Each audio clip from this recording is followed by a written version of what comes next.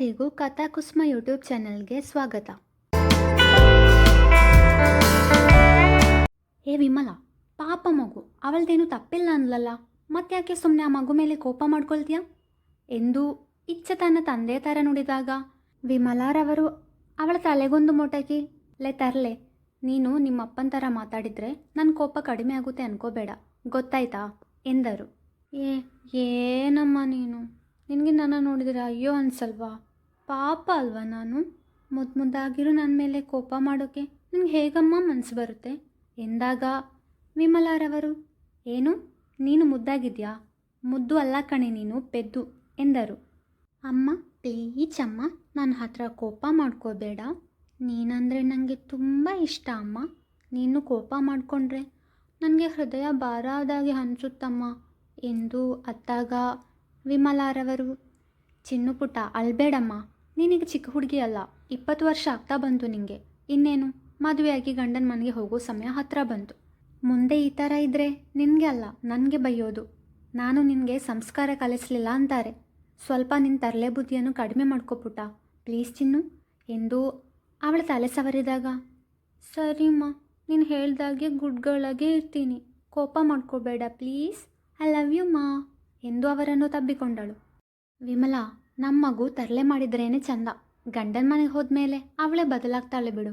ಇಲ್ಲಿರುವಷ್ಟು ಕಾಲ ಹಾಯಾಗಿ ಸಂತೋಷವಾಗಿ ತರಲೆ ಮಾಡ್ತಾ ಇರಲಿ ಬಿಡು ಎಂದು ದಾಮೋದರ್ ಅವರು ಹೇಳಿದರೆ, ಹೌದಮ್ಮ, ಅಪ್ಪ ಹೇಳ್ತಿರೋದು ಸರಿ ಎಂದು ದನಿಗೂಡಿಸಿದ ಇಶಾನ್. ನೀವಿಬ್ಬರು ಸೇರಿನೇ ಇವಳನ್ನು ಈ ರೀತಿ ಮಾಡಿರೋದು ಎಂದು ವಿಮಲಾರವರು ದೂರು ಹೇಳಿದ್ದಾರೆ. ವಿಮಲಾ, ನೀನು ಕೋಪ ಮಾಡಿದಾಗ ತುಂಬ ಮುದ್ದಾಗಿ ಕಾಣ್ತೀಯ ಕಣೆ ಎಂದು ಹತ್ತಿರ ಬಂದರು ದಾಮೋದರ್ ಅವರು. ಮಕ್ಕಳ ಮುಂದೆ ಅವರು ಹಾಗೆ ಹೇಳಿದ್ದಕ್ಕೆ ವಿಮಲಾರವರು ಹುಸುಮುನಿಸು ತೋರಿದ್ದಾರೆ. ನಿಮ್ಮ ರೊಮ್ಯಾನ್ಸ್ ನಡೀಲಿ ಚಿನ್ನು ಪುಟ, ಶಿವಪೂಜೆಯಲ್ಲಿ ನಾವು ಕರಡಿ ಆಗೋದು ಬೇಡ, ಬಾ ಹೋಗೋಣ ಎಂದು ಇಚ್ಛಾಳನ್ನು ಜೊತೆಯಲ್ಲಿ ಕರೆದುಕೊಂಡು ಹೋದ ಇಶಾನ್. ಅಣ್ಣ, ನಾವು ಹೊರಗಡೆ ಹೋಗಿ ಸುತ್ತಾಡ್ಕೊಂಡು ಬರೋಣವಾ? ನಾಳೆ ಕಾಲೇಜಿಗೆ ಹೋಗಬೇಕು, ನನಗೆ ಪುಸ್ತಕ ಹಾಗೂ ಕೆಲವು ವಸ್ತುಗಳನ್ನು ತಗೋಬೇಕು. ಸರಿ ಪುಟ್ಟ, ಅಪ್ಪ ಅಮ್ಮನ ಹತ್ರ ಹೇಳಿಬಿಟ್ಟು ಹೋಗೋಣ. ಅಯ್ಯೋ, ಅಪರೂಪಕ್ಕೆ ಅಪ್ಪ ಅಮ್ಮ ಒಟ್ಟಿಗೆ ರೊಮ್ಯಾನ್ಸ್ ಮಾಡ್ತಿದ್ದಾರೆ, ನಾವು ಅವರಿಗೆ ಹೇಳೋದೇನು ಬೇಡ, ಇಲ್ಲಿಂದ ಹೋದ್ಮೇಲೆ ಅಪ್ಪನಿಗೆ ಮೆಸೇಜ್ ಮಾಡೋಣ. ಸರಿ ಎಂದವ ತನ್ನ ತಂಗಿಯನ್ನು ಬುಲೆಟ್ ಮೇಲೆ ಇರಿಸಿ ಕರೆದುಕೊಂಡು ಹೋದ. ಹೊಸ ಊರು, ಅಲ್ಲಿನ ಪ್ರಕೃತಿ ಸೌಂದರ್ಯವನ್ನು ಸವಿಯುತ್ತಾ ಅಣ್ಣ ತಂಗಿ ಇಬ್ಬರು ಬುಲೆಟ್ನಲ್ಲಿ ಹೋಗುತ್ತಿದ್ದರು. ತುಸು ದೂರದಲ್ಲಿ ಒಂದು ಮಾಲ್ ಕಾಣಿಸಿತು. ಅಲ್ಲಿ ಪಾರ್ಕಿಂಗ್ನಲ್ಲಿ ಗಾಡಿ ನಿಲ್ಲಿಸಿ ಇಬ್ಬರು ಒಳ ಹೋದರು. ಇಚ್ಛಾ ತನಗೆ ಬೇಕಾದ ಕೆಲವು ಬಟ್ಟೆಗಳನ್ನು ಹಾಗೂ ಅದಕ್ಕೆ ಒಪ್ಪುವಂತಹ ಮ್ಯಾಚಿಂಗ್ ಕಿವಿಯೋಲೆಗಳನ್ನು ಖರೀದಿಸಿ ಬಳಿಕ ತನಗೆ ಬೇಕಾದ ಕೆಲವು ಪುಸ್ತಕ ಹಾಗೂ ಪೆನ್ನನ್ನು ಖರೀದಿಸಿದಳು. ತದನಂತರ ಹುಡುಗರ ಡ್ರೆಸ್ ಸೆಕ್ಷನ್ಗೆ ಹೋದವಳು. ಅಣ್ಣ, ಈ ಶರ್ಟ್ ತುಂಬ ಚೆನ್ನಾಗಿದೆ ಅಲ್ವಾ ಎಂದಳು ಒಂದು ಶರ್ಟನ್ನು ತೋರಿಸುತ್ತಾ.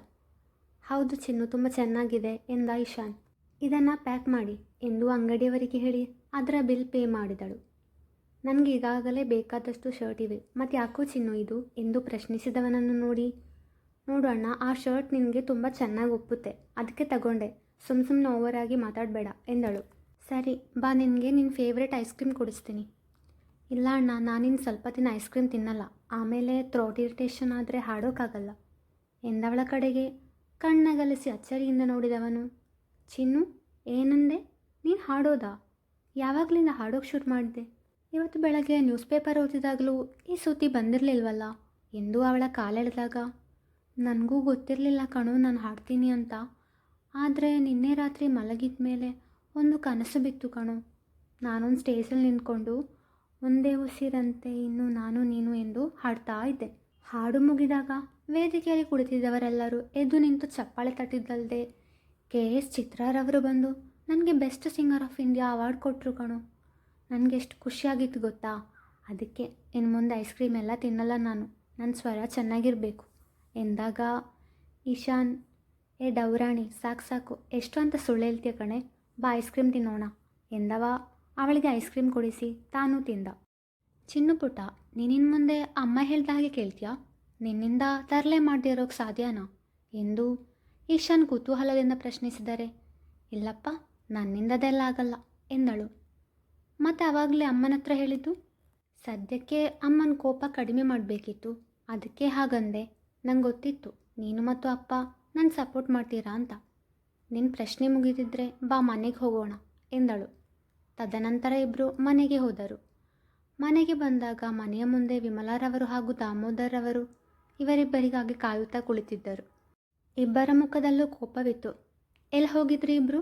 ಅಟ್ಲೀಸ್ಟ್ ನಮಗೆ ಹೇಳಿ ಹೋಗಬೇಕು ಅಂತ ಗೊತ್ತಾಗಲ್ವಾ ನಿಮಗೆ ಎಂದು ವಿಮಲಾರವರು ಹೇಳಿದಾಗ, ಅಮ್ಮ ಅದು ಎಂದು ಇಚ್ಛಾ ಹೇಳುತ್ತಿದ್ದರೆ, ನೀನು ಸುಮ್ಮನಿರೆ ಇಶು, ನೀನು ಹೇಳು, ನೀನು ಬರ್ತಾ ಬರ್ತಾ ನಿನ್ನ ತಂಗಿ ಥರ ಆಗ್ತಿದ್ಯಾ ಎಂದಾಗ, ಅದಮ್ಮ ನೀವಿಬ್ಬರು ಜೊತೆಯಲ್ಲಿರುವಾಗ ಡಿಸ್ಟರ್ಬ್ ಮಾಡೋದು ಬೇಡ ಅನಿಸಿ ನಾವು ನಿಮಗೆ ಹೇಳದೆ ಹೋದ್ವಿ ಎಂದು ಇಶಾನ್ ಹೇಳಿದಾಗ, ಕಾಲ್ ಮಾಡಿ ಹೇಳ್ಬೋದಿತ್ತಲ್ವಾ ಎಂದರು ದಾಮೋದರ್ ಅವರು. ಅಪ್ಪ ಅಣ್ಣ ಮೆಸೇಜ್ ಮಾಡಿದ್ದ, ನೀವು ನೋಡಿಲ್ಲ ಅನಿಸುತ್ತೆ ಎಂದು ಇಚ್ಛಾ ಹೇಳಿದಾಗ, ಮೆಸೇಜ್ ಮಾಡಲು ಮರೆತೆ ಎಂದು ಸನ್ನೆಯಲ್ಲಿ ಹೇಳಿದ ಇಶಾನ್. ಅಪ್ಪ ಅಣ್ಣ ಮೆಸೇಜ್ ಮಾಡಿದ್ದನ್ನು ನಾನೇ ನೋಡಿದೆ, ಆದರೆ ನೆಟ್ವರ್ಕ್ ಪ್ರಾಬ್ಲಮ್ ಅನಿಸುತ್ತೆ, ಮೆಸೇಜ್ ಸೆಂಡ್ ಆಗಿಲ್ಲ ಎಂದವಳು. ಅಮ್ಮ ಎಂದು ಹೊಟ್ಟೆ ಹಿಡಿದು ಕಿರಿಚಿದಾಗ ಎಲ್ಲರೂ ಅವಳ ಬಳಿ ಬಂದು ಏನಾಯಿತು ಎಂದು ಕೇಳಿದರೆ, ಅಮ್ಮ ಹಸಿವು, ತುಂಬ ಹಸಿವಾಗ್ತಿದೆ ಎಂದಾಗ ಮರು ಮಾತನಾಡದೆ ಊಟ ಬಡಿಸಲು ಹೋದರು ವಿಮಲಾರವರು. ಬಳಿಕ ಎಲ್ಲರೂ ಊಟ ಮಾಡಿ ಮಲಗಲು ಹೋದರು. ಮರುದಿನ ಬೆಳಗ್ಗೆ 8 ಗಂಟೆಗೆ ಎದ್ದವಳು, ಅಮ್ಮ ಹಾರ್ಲಿಕ್ಸ್ ಕೊಡು ಎಂದಾಗ ಅವಳ ಮುಂದೆ ಸೌಟು ಹಿಡಿದು ನಿಂತವರ ಮುಖದ ತುಂಬ ಕೋಪವಿತ್ತು. ಮೊದಲು ಹೋಗಿ ರೆಡಿಯಾಗಿ ಬಾ, ಇವತ್ತು ಕಾಲೇಜಿಗೆ ಹೋಗಬೇಕು ಅನ್ನೋದು ನೆನಪಿದೆ ತಾನೆ, ಗಂಟೆ 8 ಆಯಿತು, ಲೇಟಾಗಿ ಹೇಳೋದು ಅಲ್ಲದೆ ಎಂದು ಏನನ್ನೂ ಹೇಳಲು ಬಂದವರನ್ನು ತಡೆದವಳು. ಏನಮ್ಮ ನೀನು ಬೆಳಗ್ಗೆ ಬೇಗ ಎಬ್ಬಿಸೋದಲ್ವಾ? ಹೆಣ್ಮಕ್ಳು ಸೂರ್ಯೋದಯಕ್ಕೂ ಮುಂಚೆ ಎದ್ದು ಅಂಗಳ ಗುಡಿಸಿ ರಂಗೋಲಿ ಹಾಕಿ ಫ್ರೆಶ್ ಆಗಿ ದೇವರ ಪೂಜೆ ಮುಗಿಸಿ ಅಮ್ಮನಿಗೆ ಹೆಲ್ಪ್ ಮಾಡಬೇಕು. ಛೇ, ತುಂಬ ಲೇಟಾಗೋಯ್ತು ಎಂದು ಹೇಳಿದವಳೆ ಫ್ರೆಶ್ ಆಗಲು ಹೊರಟರೆ ತಾನು ಹೇಳಬೇಕಾದ ಮಾತು ಮಗಳ ಬಾಯಿಯಿಂದ ಕೇಳಿ ಬಾಯಿ ಬಿಟ್ಟುಕೊಂಡು ನೋಡುತ್ತಾ ನಿಂತರು ವಿಮಲಾರವರು. ಆದರೆ ಅವರನ್ನು ಮೂಕ ಪ್ರೇಕ್ಷಕರಂತೆ ನೋಡುತ್ತಿದ್ದ ಅಪ್ಪ ಮಗ ಮಾತ್ರ ಮುಸಿ ಮುಸಿ ನಗುತ್ತಿದ್ದರು. ಎಲ್ಲರೂ ತಿಂಡಿ ತಿನ್ನಲು ಕುಳಿತರೆ ಇಚ್ಛಾ ರೆಡಿಯಾಗಿ ಬಂದವಳು ದೇವರ ಕೋಣೆಗೆ ಹೋಗಿ, ಕೃಷ್ಣ ಇವತ್ತಿಂದ ಹೊಸ ಕಾಲೇಜ್ಗೆ ಹೋಗ್ತಾ ಇದ್ದೀವಿ, ನಾನು ಮತ್ತು ಅಣ್ಣ, ನಾನೇನು ಎಡವಟ್ಟು ಮಾಡದೇ ಇರೋ ಹಾಗೆ ನೋಡ್ಕೊ, ಆಮೇಲೆ ಅಣ್ಣನಿಗೆ ಚೆನ್ನಾಗಿ ಪಾಠ ಮಾಡೋಕ್ಕೆ ಎನರ್ಜಿ ಕೊಡು, ನಮ್ಮ ಅಪ್ಪಂಗೆ ಕೂಡ ಕೆಲಸ ಮಾಡೋ ಜಾಗದಲ್ಲಿ ಯಾವುದೇ ತೊಂದರೆ ಆಗದೆ ಇರೋ ಹಾಗೆ ನೋಡ್ಕೊ, ಆಮೇಲೆ ನಮ್ಮ ತಾಯಿ ಮಹಾಕಾಳಿ ಅವತಾರ ತಾಳದೆ ಸದಾ ಅನ್ನಪೂರ್ಣೇಶ್ವರಿ ಥರ ಇರೋ ಹಂಗೆ ನೋಡ್ಕೊ ಎಂದು ತನ್ನ ಮನದಲ್ಲಿರುವ ವಿಚಾರವನ್ನು ದೇವರಲ್ಲಿ ಹೇಳಿ ತಿಂಡಿಗೆ ಕುಳಿತಳು. ಗುಡ್ ಮಾರ್ನಿಂಗ್ ಎಲ್ರಿಗೂ ಎಂದವಳೆ ತಿಂಡಿ ಬಡಿಸುತ್ತಾ, ನಾಯಿ ಮರಿ ತಿಂಡಿ ಬೇಕೆ ಎಂದು ಹಾಡನ್ನು ಗುನುಗುತ್ತಿದ್ದರೆ ವಿಮಲಾರವರು, ಇದು ನೀನು ಅಂಗನವಾಡಿಯಲ್ಲಿರುವಾಗ ಹಾಡ್ತಿದ್ದ ಹಾಡು ತಾನೆ, ಇವಾಗ ಯಾಕೆ ಚಿಕ್ಕ ಮಕ್ಕಳ ಥರ ಈ ಹಾಡನ್ನು ಹಾಡ್ತೀಯಾ ಎಂದು ಕೇಳಿದರೆ, ಏನಮ್ಮ ನೀನು, ಮನುಷ್ಯ ಎಷ್ಟೇ ದೊಡ್ಡವರಾದರೂ ಚಿಕ್ಕ ಮಕ್ಕಳ ಥರ ಇರಬೇಕು ಅಂತ ಯಾರೋ ಹೇಳಿದ್ದಾರೆ. ನನ್ನ ಹಾರ್ಲಿಕ್ಸಲ್ಲಿ ಎಂದಳು. ಅವರು ಹಾರ್ಲಿಕ್ಸನ್ನು ಅವಳಿಗೆ ಕೊಟ್ಟು ತಾವು ತಿಂಡಿ ತಿನ್ನಲು ಕುಳಿತರು. ಬಳಿಕ ಇಚ್ಛಾ ಹಾಗೂ ಇಶಾನ್ ಬುಲೆಟ್ನಲ್ಲಿ ಕಾಲೇಜ್ಗೆ ಹೋದರೆ ದಾಮೋದರ್ ಅವರು ತಮ್ಮ ಸ್ಕೂಟರ್ನಲ್ಲಿ ಬ್ಯಾಂಕ್ಗೆ ಹೊರಟರು. ಸಾರ್ಥಕ್ನ ಕಾರು ನಿಂತದ್ದು Durga family restaurant and caterers ಮುಂದೆ. ಕಾರಿನಿಂದ ಇಳಿದವ ಮುಂದೆ ವೇಗವಾದ ಹೆಜ್ಜೆ ಹಾಕಿ ನಡೆದರೆ ಶಿವಕುಮಾರ್ ರವರು ಹಾಗೂ ಮೋಹನ್ ರವರು ಹಾಗೂ ಸರ್ವೇಶ್ ಅವನನ್ನು ಹಿಂಬಾಲಿಸಿದರು. Durga family restaurant and caterers ಅದೊಂದು 2 ಅಂತಸ್ತಿನ ಕಟ್ಟಡ. ಕೆಳಗಡೆ ಗ್ರಾಹಕರಿಗೆ ಕುಳಿತುಕೊಳ್ಳುವ ಟೇಬಲ್ ಹಾಗೂ ಚೇರ್ಗಳು ಹಾಗೂ ಕಿಚನ್, ಮತ್ತೊಂದು ಡೈನಿಂಗ್ ಹಾಲ್, ಮತ್ತೊಂದು ಸ್ಟೋರ್ ರೂಮ್, ಮೇಲೆ ಬರ್ಡೇ ಪಾರ್ಟಿ ಆ್ಯನಿವರ್ಸರಿ ಪಾರ್ಟಿ ಮಾಡುವ ಹಾಲ್ ಹಾಗೂ ಕಿಚನ್. ಕ್ಯಾಟ್ರಿಂಗ್ ಇರುವ ದಿನ ಮೇಲಿರುವ ಕಿಚನ್ನಲ್ಲಿ ಆಹಾರವನ್ನು ತಯಾರಿಸುತ್ತಾರೆ. ರೆಸ್ಟೋರೆಂಟ್ಗೆ ಬರುವ ಗ್ರಾಹಕರಿಗೆ ಬೇಕಾದ ಆಹಾರವನ್ನು ಕೆಳಗಡೆ ಇರುವ ಕಿಚನ್ನಲ್ಲಿ ತಯಾರಿಸುತ್ತಾರೆ. Quality food and customer satisfaction ಅವರ ರೆಸ್ಟೋರೆಂಟ್ನ ಧ್ಯೇಯ. ಒಮ್ಮೆ ಅಲ್ಲಿಗೆ ಬಂದ ಗ್ರಾಹಕರು ಅಲ್ಲಿನ ಆಹಾರವನ್ನು ಸೇವಿಸಿದರೆ ಮತ್ತೆ ಮತ್ತೆ ಅಲ್ಲಿಗೆ ಬರಬೇಕು ಎಂದು ಅನಿಸುತ್ತದೆ ಅವರಿಗೆ. ಅಷ್ಟು ರುಚಿ ಹಾಗೂ ಶುಚಿಯಾದ ಆಹಾರ ಅವರು ನೀಡುತ್ತಿರುವುದು. ಇನ್ನೊಂದು ವಿಶೇಷ ಏನಂದರೆ ಅಜಿನೋಮೋಟೊ ಥರ ಯಾವುದೇ ಕೆಮಿಕಲ್ ಉಪಯೋಗಿಸದೆ ಶುದ್ಧವಾದ ಆಹಾರವನ್ನು ಅಲ್ಲಿ ತಯಾರಿಸುತ್ತಾರೆ. ಜನರ ಮೆಚ್ಚುಗೆ ಪಡೆಯಲು ಇದು ಒಂದು ಕಾರಣ. ಸಾರ್ಥಕ್ ಕಿಚನ್ ಒಳಗಡೆ ಹೋದವನೇ ಒಂದೊಂದೇ ಐಟಮ್ಸನ್ನು ಟೇಸ್ಟ್ ಮಾಡತೊಡಗಿದ. ಅಷ್ಟರಲ್ಲಿ ಗೋಬಿ ಮಂಚೂರಿಯನ್ ಟೇಸ್ಟ್ ಮಾಡಿದವನ ಮುಖ ಕೋಪದಿಂದ ಕೆಂಬಣ್ಣಕ್ಕೆ ತಿರುಗಿತ್ತು. ಶೆಫ್ನ ಕೈಕಾಲುಗಳು ನಡುಗತೊಡಗಿದವು. ಹೇ, ಏನೋ ಮಂಚೂರಿಯನ್ ಹೀಗಾಗಿದೆ, ಶುಂಠಿ ಬೆಳ್ಳುಳ್ಳಿ ಪೇಸ್ಟ್ ಫ್ರೆಶ್ ಅಲ್ಲ, ಶಾಪಲ್ಲಿ ಸಿಗೋ ರೆಡಿಮೇಡ್ ಶುಂಠಿ ಬೆಳ್ಳುಳ್ಳಿ ಪೇಸ್ಟ್ ಯೂಸ್ ಮಾಡಿದ್ಯಾ? ನೋಡು, ನಾವು ಪ್ರೊವೈಡ್ ಮಾಡೋ ಕ್ವಾಲಿಟಿ ಫುಡ್ ನೋಡಿ ಕಸ್ಟಮರ್ಸ್ ಇಲ್ಲಿ ಬರ್ತಾ ಇರೋದು, ಅವರ ನಂಬಿಕೆಗೆ ಮೋಸ ಮಾಡಬಾರ್ದು. ಸರ್ ಅದು ಸಾರಿ, ಕಿರಣ್ ಇವತ್ತು ಲೀವ್ ಸರ್, ಸೊ ಟೈಮ್ ಬೇರೆ ಆಗೋಗಿತ್ತು, ಅದಕ್ಕೆ ನಾನೇ ಮಾಡಿದೆ. ಅರ್ಜೆಂಟಲ್ಲಿ ರೆಡಿಮೇಡ್ ಶುಂಠಿ ಬೆಳ್ಳುಳ್ಳಿ ಪೇಸ್ಟ್ ಹಾಕಿದೆ ಎಂದ ತಲೆ ತಗ್ಗಿಸುತ್ತಾ. ನೋಡು, ನನಗೆ ಈ ಥರ ಸಿಲಿ ರೀಸನ್ಸ್ ಬೇಕಾಗಿಲ್ಲ. ನಿನಗೆ ಇನ್ನು ಮುಂದೆ ಇಲ್ಲಿ ಕೆಲಸ ಇಲ್ಲ ಎಂದಾಗ ಶಿವಕುಮಾರ್ ಅವರು ಬಂದು, ಸಾರ್ಥಕ್, ಏನೋ ಪಾಪ ಅವನಿಂದ ತಪ್ಪಾಗಿದೆ, ಅದಕ್ಕೆ ಈ ಥರ ಮಾತಾಡಬೇಡ.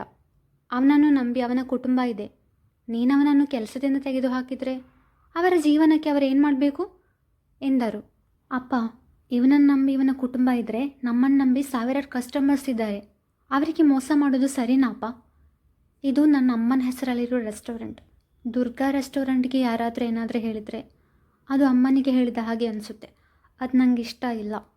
ಈ ಸಾರಿ ಇವನನ್ನು ಕ್ಷಮಿಸ್ತಾ ಇದ್ದೀನಿ, ಆದರೆ ಇದೇ ಲಾಸ್ಟ್ ವಾರ್ನಿಂಗ್ ಇವನಿಗೆ ಎಂದವ ಮೆಟ್ಟಲೇರಿ ಹೋದರೆ.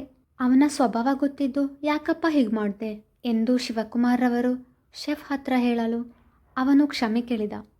ಸರಿ, ಬೇಗ ಬೇರೆ ರೆಡಿ ಮಾಡಿ ತಗೊಂಡು ಬಾ ಎಂದ ಮೋಹನ್ರವರು ಸರ್ವೇಶ್ ಬಳಿ, ನೀನು ಇವ್ರ ಜೊತೆ ಇದ್ದು ಎಲ್ಲ ಸರಿಯಾಗಿದೆಯಾ ಅಂತ ಚೆಕ್ ಮಾಡು ಎಂದು ಹೊರಟರು. ಸರ್ವೇಶ್ ಸಾರ್ಥಕ್ನ ಹಾಗಲ್ಲ, ಎಲ್ಲರೊಂದಿಗೆ ಪ್ರೀತಿಯಿಂದ ಮಾತನಾಡುತ್ತಿದ್ದ. ಅದಕ್ಕೆ ಅವನು ಅವರಿಗೆ ಪ್ರಿಯ. ಸಾರ್ಥಕ್ ಬಗ್ಗೆ ಎಲ್ಲರಿಗೂ ಗೌರವವಿದೆ. ಆದರೆ ಅವನ ಗಂಭೀರ ವರ್ತನೆಯಿಂದ ಯಾರೂ ಅವನಿಗೆ ಸನಿಹವಾಗಲು ಬಯಸುವುದಿಲ್ಲ. ಸಂಜೆ ಹೊತ್ತು ರೆಸ್ಟೋರೆಂಟ್ಗೆ ಬರುವ ಗ್ರಾಹಕರಿಗೆ ಮನೋರಂಜನೆ ನೀಡಲು ಸರ್ವೇಶ್ ಅಥವಾ ಸಾರ್ಥಕ್ ಇಬ್ಬರಲ್ಲಿ ಒಬ್ಬರು ಗಿಟಾರ್ ನುಡಿಸುತ್ತಾ ಹಾಡುತ್ತಿದ್ದರು. ಅದುವೇ ಈ ರೆಸ್ಟೋರೆಂಟ್ನ ವಿಶೇಷ. ರೆಸ್ಟೋರೆಂಟ್ನಲ್ಲಿ ಪಾರ್ಟಿ ಇರದ ದಿನ ರಾತ್ರಿ 8 ಗಂಟೆಗೆ ಮನೆಗೆ ಹೋಗುತ್ತಿದ್ದರು ಸಾರ್ಥಕ್ ಹಾಗೂ ಅವನ ಮನೆಯವರು. ಇಚ್ಛಾಳ ಕಾಲೇಜಿನಲ್ಲಿ ಮೊದಲನೇ ದಿನ. ಕೂಲಿಂಗ್ ಗ್ಲಾಸ್ ಧರಿಸಿ ಬುಲೆಟ್ನಲ್ಲಿ ಇಶಾನ್ ಜೊತೆ ಬಂದವಳನ್ನು ಎಲ್ಲರೂ ಗುರಾಯಿಸುತ್ತಿದ್ದರು. ಹ್ಯಾಂಡ್ಸಮ್ ಆಗಿರೋ ಇಶಾನನ್ನು ನೋಡಿ ಹುಡುಗಿಯರು ಫಿದಾ ಆದರೆ, ಜೊತೆಗೆ ಬಂದ ಇಚ್ಛಾಳನ್ನು ಅವನ ಗರ್ಲ್ ಫ್ರೆಂಡ್ ಎಂದುಕೊಂಡು ಹಲವರಿಗೆ ಹೊಟ್ಟೆ ಉರಿ. ಚಿನ್ನು ಪುಟ, ಕೂಲಿಂಗ್ ಗ್ಲಾಸ್ ತೆಗಿ, ಇದು ಕಾಲೇಜ್, ನಾವಿಲ್ಲಿ ಪಿಕ್ನಿಕ್ಗೆ ಬಂದಿಲ್ಲ ಎಂದ ಇಶಾನ್. ಅಣ್ಣ, ನಾನಿದನ್ನು ಕ್ಲಾಸ್ಗೆ ಹೋದ ಮೇಲೆ ತೆಗಿತೀನಿ. ನಿಂಗೆ ಗೊತ್ತಲ್ವಾ, ನಾನಿದನ್ನು ಸ್ಟೈಲ್ಗೋಸ್ಕರ ಹಾಕಿಲ್ಲ, ಡಾರ್ಕ್ ಸರ್ಕಲ್ ಬರದೇ ಇರಲಿ ಅಂತ ಹಾಕಿರೋದು. ನೋಡು, ಒಳ್ಳೆ ಬಿಸಿಲು. ಅವಳ ಮಾತಿಗೆ ನಕ್ಕವ. ಸರಿ, ನೀನು ಕ್ಲಾಸ್ಗೆ ಹೋಗು, ಕ್ಲಾಸ್ ಮುಗಿದ ಮೇಲೆ ಇಬ್ಬರು ಒಟ್ಟಿಗೆ ಮನೆಗೆ ಹೋಗೋಣ ಎಂದಾಗ ಸರಿ ಎಂದವಳು ತನ್ನ ಕ್ಲಾಸ್ ಹುಡುಕುತ್ತಾ ಹೊರಟರೆ ಇಶಾನ್ ಸ್ಟಾಫ್ ರೂಮ್ ಕಡೆಗೆ ಹೊರಟ. ಇಚ್ಛಾ BCom ಫೈನಲ್ ಇಯರ್ ವಿದ್ಯಾರ್ಥಿನಿ. ಇಶಾನ್ ವಿಜ್ಞಾನ ವಿಭಾಗದಲ್ಲಿ ರಸಾಯನಶಾಸ್ತ್ರದ ಉಪನ್ಯಾಸಕ. ಇಚ್ಛಾ ತನ್ನ ಕ್ಲಾಸ್ ಹುಡುಕುತ್ತಾ ಹೋಗುತ್ತಿರಬೇಕಾದ್ರೆ ಅವಳ ದಾರಿಗೆ ಅಡ್ಡ ನಿಂತ ಕೆಲ ಹುಡುಗಿಯರು, ಏನು ನ್ಯೂ ಅಡ್ಮಿಷನಾ ಎಂದು ಕೇಳಿದಾಗ, ಹೌದು, ನೀವೆಲ್ಲರೂ ಡಿಗ್ರಿ ಫೈನಲ್ ಇಯರಾ? ಹೌದು. ನಿನ್ನ ಜೊತೆ ಬಂದಲ್ವಾ ಆ ಹುಡುಗ, ಯಾರು ನಿನ್ನ ಲವ್ವರಾ? ಅಯ್ಯ, ಲವ್ ಮಾಡೋ ಮೂತಿನ ಅದು. ಆ ಗೂಬೆ ಮುಖದವನು ನನಗಿಂತ ಮೊದಲು ನಮ್ಮ ಅಮ್ಮನ ಹೊಟ್ಟೆಯಿಂದ ಪ್ರಪಂಚಕ್ಕೆ ಬಂದವನು ಎಂದು ಹೇಳಿ ಇಚ್ಛಾ ಅಲ್ಲಿಂದ ಕಾಲು ಕಿತ್ತರೆ, ಅವಳು ಹೋದ ಬಳಿಕ ಅವಳ ಮಾತಿನ ಅರ್ಥ ಅರಿತವರು, ಅಂದರೆ ಅಣ್ಣನ ಎನ್ನುವಾಗ ಅವಳು ಅಲ್ಲಿರಲಿಲ್ಲ. ಕೊನೆಗೂ ಕ್ಲಾಸ್ಗೆ ಹೋದವಳು ವೃದ್ಧಿಯ ಪಕ್ಕದಲ್ಲಿ ಕುಳಿತಳು. ಕಾಕತಾಳೀಯ ಎಂಬಂತೆ ವೃದ್ಧಿ ಹಾಗೂ ಇಚ್ಛಾ ಒಂದೇ ಕ್ಲಾಸ್. ವೃದ್ಧಿ ಮನೆಯಲ್ಲಷ್ಟೇ ತುಂಟಿ, ಕಾಲೇಜಲ್ಲಿ ಅವಳಿಗೆ ಬೆಸ್ಟ್ ಫ್ರೆಂಡ್ ಅಂತ ಯಾರೂ ಇಲ್ಲ. ಅವಳು ಮಿತಭಾಷಿ. ವೃದ್ಧಿಯನ್ನು ನೋಡಿ ಮುಗುಳ್ನಗೆ ಬೀರಿದವಳು, ಹಾಯ್, ಐ ಆಮ್ ಇಚ್ಛಾ, ಯುವರ್ ಗುಡ್ ನೇಮ್ ಪ್ಲೀಸ್ ಎಂದಳು. ಹಾಯ್, ನಾನು ವೃದ್ಧಿ ಅಂತ. Nice name. ಥ್ಯಾಂಕ್ ಯು, ನಿಮ್ಮ ಹೆಸರು ಕೂಡ ಚೆನ್ನಾಗಿದೆ. ನಾನೇನು ಕಣ್ಣಿಗೆ ಅಜ್ಜಿ ಥರ ಕಾಣಿಸ್ತಿದ್ದೀನಾ ಎಂದವಳು ಕೇಳಿದಾಗ ವೃದ್ಧಿ ಅವಳನ್ನೇ ಪ್ರಶ್ನಾರ್ಥಕವಾಗಿ ನೋಡಿದಳು. ನಾವಿಬ್ಬರು ಒಂದೇ ಕ್ಲಾಸ್ ಅಂದಮೇಲೆ ಒಂದೇ ಏಜ್ ತಾನೆ, ಮತ್ತು ಈ ನಿಮ್ಮ ಅಂತೆಲ್ಲ ಹೇಳಿ ಗೌರವ ಕೊಟ್ಟು ಮಾತಾಡ್ಸೋದು ಯಾಕೆ? ಸಾರಿ, ನಾನು ಸ್ಟ್ರೇಂಜರ್ ಹತ್ರ ಮಾತಾಡಬೇಕಾದ್ರೆ ಹಾಗೆ ಮಾತಾಡೋದು ಎಂದಾಗ ಇಚ್ಛಾ ತನ್ನ ಬಾಯಿಗೆ ಕೈ ಅಡ್ಡ ಇಟ್ಟವಳು, ಯಾವ ಸೀಮೆ ಸ್ಟ್ರೇಂಜರ್ ಕಣೆ ನಾನು, ನಾವೇನು ರೋಡಲ್ಲಿ ಪರಿಚಯ ಆದ್ವಾ ಸ್ಟ್ರೇಂಜರ್ ಅನ್ನೋಕೆ? ನಾನು ನಿನ್ನ ಕ್ಲಾಸ್ಮೇಟ್ ತಾನೇ, ಇದೊಳ್ಳೆ ಕತೆ ಆಯ್ತಲ್ಲಪ್ಪ ಎಂದವಳು ಕ್ಲಾಸ್ನ ಬೇರೆ ಹುಡುಗ ಹುಡುಗಿಯರ ಪರಿಚಯ ಮಾಡಿಕೊಂಡಳು. ತದನಂತರ ವೃದ್ಧಿಯ ಹತ್ತಿರ ಬಂದು ತನ್ನ ಬ್ಯಾಗ್ ಅಲ್ಲಿಂದ ತೆಗೆದುಕೊಂಡು ಬೇರೆ ಕಡೆ ಹೋಗಿ ಕೂರಲು ನೋಡಿದವಳನ್ನು ತಡೆದ ವೃದ್ಧಿ, ಯಾಕೆ, ಏನಾಯಿತು ಎಂದು ಪ್ರಶ್ನಿಸಿದಾಗ, ಸಾರಿ ಮೇಡಮ್, ನಿಮಗೆ ಸ್ಟ್ರೇಂಜರ್ ಪಕ್ಕ ಕೂರಲು ಕಷ್ಟ ಆಗ್ಬೋದು, ಅದಕ್ಕೆ ಬೇರೆ ಕಡೆ ಕೂತ್ಕೊಳ್ತೀನಿ ಎಂದಳು. ನೋಡು, I am sorry, okay, please ಇಲ್ಲೇ ಕೂತ್ಕೋ ಎಂದು ಗೋಗರಿದಾಗ, ನೋಡಿದ್ಯಾ, ಆಗ ನನ್ನ ಸ್ಟ್ರೇಂಜರ್ ಅಂದೆ, ಈಗ ನೀನೆ ನಿನ್ನ ಪಕ್ಕದಲ್ಲಿ ಕೂರೋಕೆ ಹೇಳ್ತಾ ಇದೆಯಾ? ಅಲ್ಲಲ್ಲ, ಹೇಳೋ ಹಾಗೆ ಮಾಡಿದೆ, ಹೆಂಗೆ ನಾವು ಎಂದಳು ಇಲ್ಲದ ಕಾಲರನ್ನು ಮೇಲೇರಿಸುತ್ತಾ. ಅದಕ್ಕೆ ವೃದ್ಧಿ ಸೂಪರ್ ಎಂದು ಸನ್ನೆ ಮಾಡಿದಳು. ಅವಳಿಗೆ ಇಚ್ಛಾ ಇಷ್ಟ ಆಗಿದ್ದಳು. ಹೌದು, ಯಾಕೆ ಫೈನಲ್ ಇಯರ್ಗೆ ಇಲ್ಲಿ ಸೇರಿಕೊಂಡೆ? ಅದು ಅಪ್ಪನಿಗೆ ಬ್ಯಾಂಕಲ್ಲಿ ಕೆಲಸ. ಸೊ ಇವಾಗ ಅವರಿಗೆ ಇಲ್ಲಿ ಟ್ರಾನ್ಸ್ಫರ್ ಆಯಿತು, ಅದಕ್ಕೆ. ಸರಿ, ನೀನು ಯಾವಾಗಲೂ ಹೀಗೆ ತುಂಬ ಮಾತಾಡ್ತಾ ಇರ್ತೀಯಾ? ಇಲ್ಲಪ್ಪ, ಇವತ್ತು ಹೊಸ ಜಾಗ ಅಲ್ವಾ, ಅದಕ್ಕೆ ಕಮ್ಮಿ ಮಾತಾಡ್ತಿದ್ದೇನೆ. ಇಚ್ಛಾರಾಕ್ಸ್ ರಿದ್ದಿ ಶಾಕ್ಸ್. ಉಪನ್ಯಾಸಕರು ಬಂದು ಪಾಠ ಮಾಡಿದರು. ಆವತ್ತಿನ ದಿನದ ಕ್ಲಾಸ್ ಕಳೆದು ತನ್ನ ಅಣ್ಣನೊಂದಿಗೆ ಮನೆಗೆ ಮರಳಿದಳು. ಮುಂದುವರಿಯುವುದು. ಈ ಕತೆ ನಿಮಗೆ ಇಷ್ಟವಾಗಿದ್ದಲ್ಲಿ ಲೈಕ್ ಮಾಡಿ, ಶೇರ್ ಮಾಡಿ, ಕಮೆಂಟ್ ಮಾಡಿ. ಹಾಗೆ ಈ ಚಾನೆಲ್ನ ನೀವು ಸಬ್ಸ್ಕ್ರೈಬ್ ಮಾಡಿಲ್ಲ ಅಂದರೆ ಸಬ್ಸ್ಕ್ರೈಬ್ ಮಾಡಿ. Thank you.